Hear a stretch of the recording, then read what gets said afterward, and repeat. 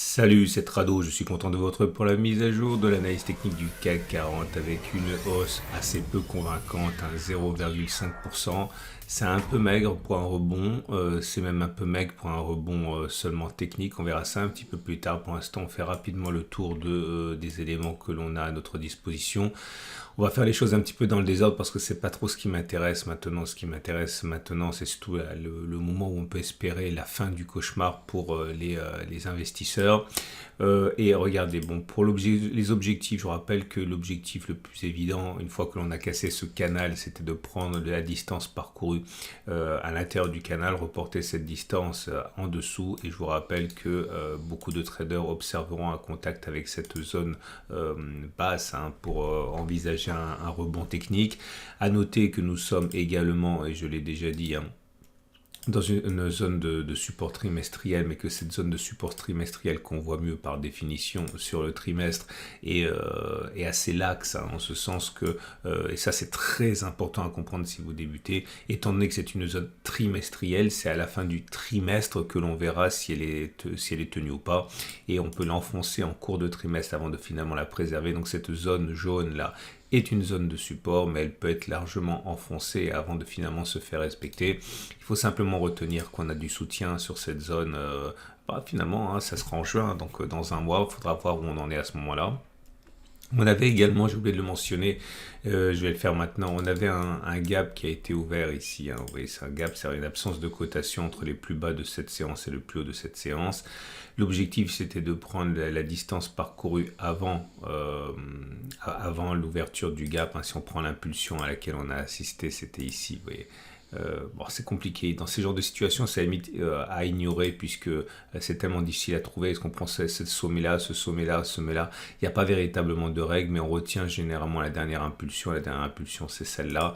Et à cet égard, l'objectif a déjà été rallié, quasiment au point près. Mais enfin, encore une fois, il faut savoir que l'analyse technique fonctionne essentiellement de nos jours à cause des prophéties autoréalisées et que si c'est pas évident, eh bien, c'est moins, entre guillemets, joué que si c'est évident.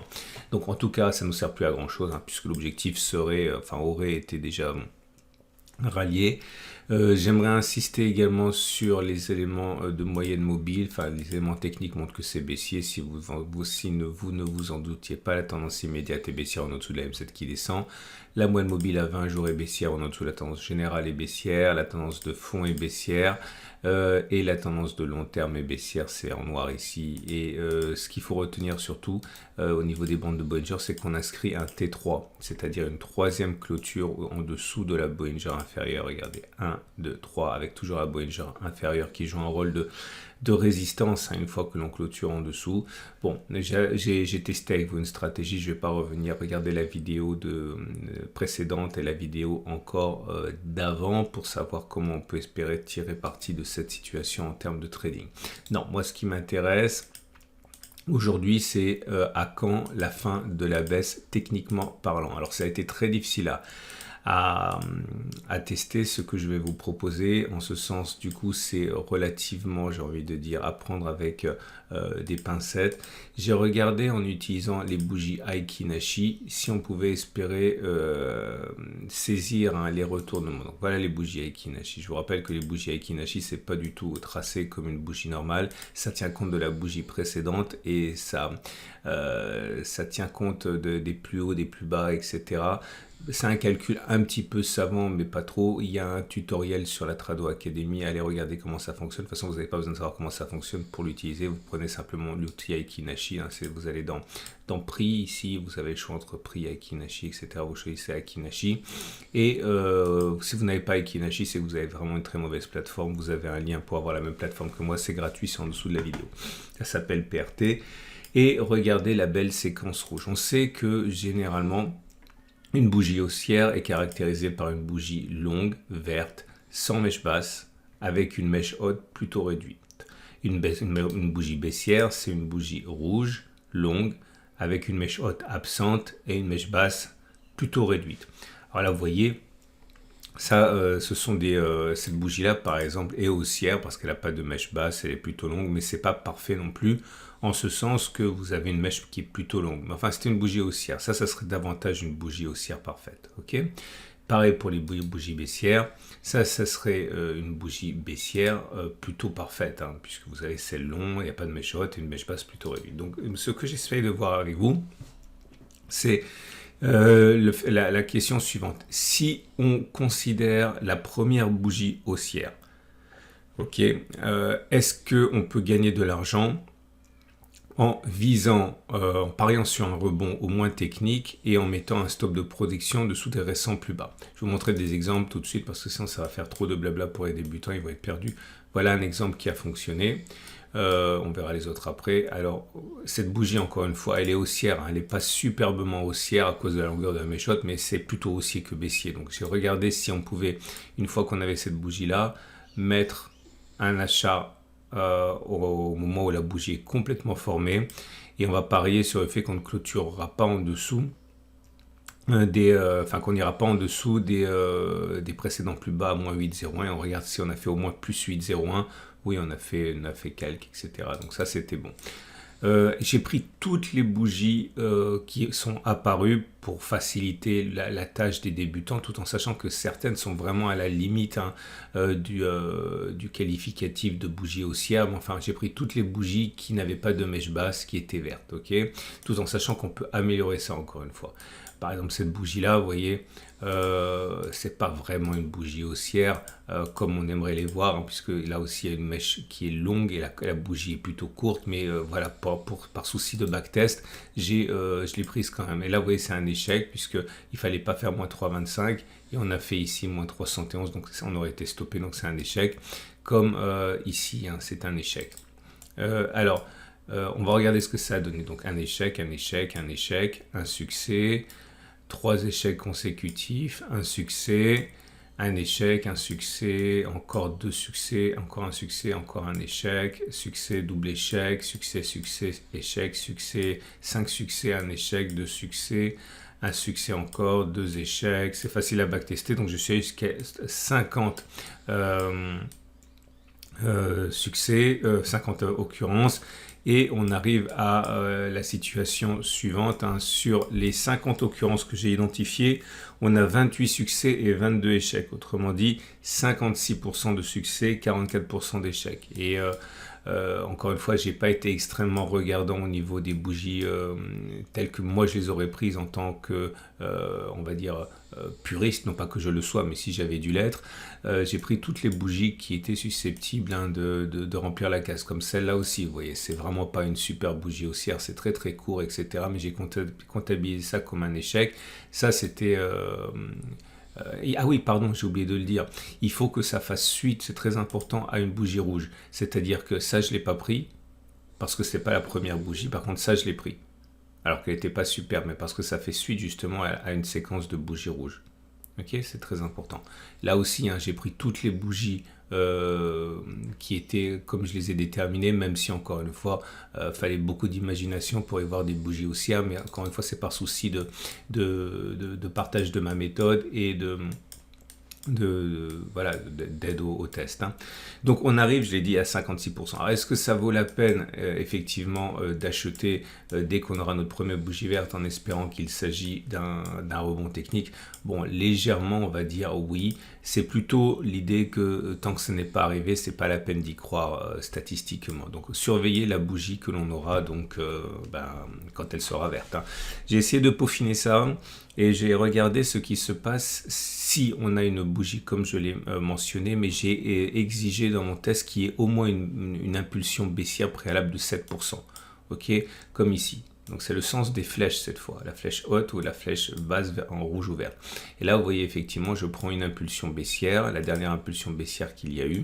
On a fait moins 18% et c'est à ce moment-là qu'on a eu notre première bougie et là effectivement ça a fonctionné. Là, ça n'a pas fonctionné. On a bien notre impulsion baissière. Alors, encore une fois, c'est très difficile à backtester. Ça, c'est plus l'esprit que je veux que vous compreniez parce qu'il y a tellement de subjectivité. J'ai essayé d'en garder le moins possible, mais il y a quand même de la subjectivité. Là, effectivement, on a baissé d'au moins 7%. On a fait moins 8%. Là, on a eu effectivement notre bougie que j'ai qualifiée de haussière et ça n'a pas fonctionné quand même. Ok. Donc j'ai regardé, là aussi, là ça a fonctionné. Je vous rappelle, je vous montre bien qu'il y a bien une impulsion baissière d'au moins 7%. Et derrière, On a bien eu, alors c'est ici le précédent peu moins 4,92, on a fait suffisamment. Donc j'ai refait la même chose, j'invite à regarder à nouveau la vidéo pour voir les petites flèches et les vertes ou rouges. Et j'ai fait que 30 occurrences parce qu'il fallait remonter beaucoup plus loin. J'ai fait quand même pas mal de backtest, faut pas que ça prenne trop longtemps, sinon la vidéo va être trop longue. Bref, je suis remonté beaucoup d'années en arrière, 30 occurrences, on arrive à 18 succès et 12 échecs. Donc c'est mieux si on exige qu'il y ait au moins 7% de baisse. On arrive donc à 60% de succès contre 40% d'échecs. C'est un petit peu mieux. Et donc ça veut dire que au regard de cela, puisqu'on est sur une séquence d'impulsion baissière d'au moins 7% ici, puisqu'on est déjà à 10%, on aurait plus de chances de réussite le jour où ça apparaîtra. Alors j'ai eu, pour terminer, l'idée d'aller sur les données mensuelles. Ok, et là pour voir comment ça fonctionne, alors il n'y a vraiment pas assez d'occurrences, mais simplement c'est pour vous aider à repérer les choses. Mais c'est valable pas uniquement sur les indices, évidemment. Regardez, testez ça sur les actions, testez ça sur vos cryptos, etc. Je vous donne des idées, je ne vous donne pas des signaux. Et là j'ai fait la même chose. Ok, et j'ai regardé si on a en données mensuelles une bougie haussière, est-ce que c'est plus efficace? Regardez, on a une là. On en a une là, on en a une là, on en a une là. Et vous voyez que ça fonctionne beaucoup mieux. Et si on remonte jusqu'à 2001, la première bougie haussière Aiki-Nashi donne des signaux qui sont beaucoup plus intéressants de fin de baisse. Et là, vous voyez, on n'y est pas du tout. Bref, que faire de tout ça? Je pense qu'il est difficile de gagner de l'argent en pariant sur le fait que ça va monter significativement une fois que vous avez ça. Par contre, ça veut dire que si vous cherchez des points d'entrée pour re-rentrer, je pense qu'il n'y a pas d'urgence à rentrer tant que l'on n'a pas eu ça. Ok? Et bon, j'espère que ça vous aide un petit peu. Et on va terminer l'analyse puisque ça fait déjà 12 minutes avec c'est le reste qu'on doit voir. De toute façon, regardez la vidéo d'hier pour savoir quels sont les objectifs baissiers que j'ai en tête. Donc, je ne vais pas répéter ça aujourd'hui.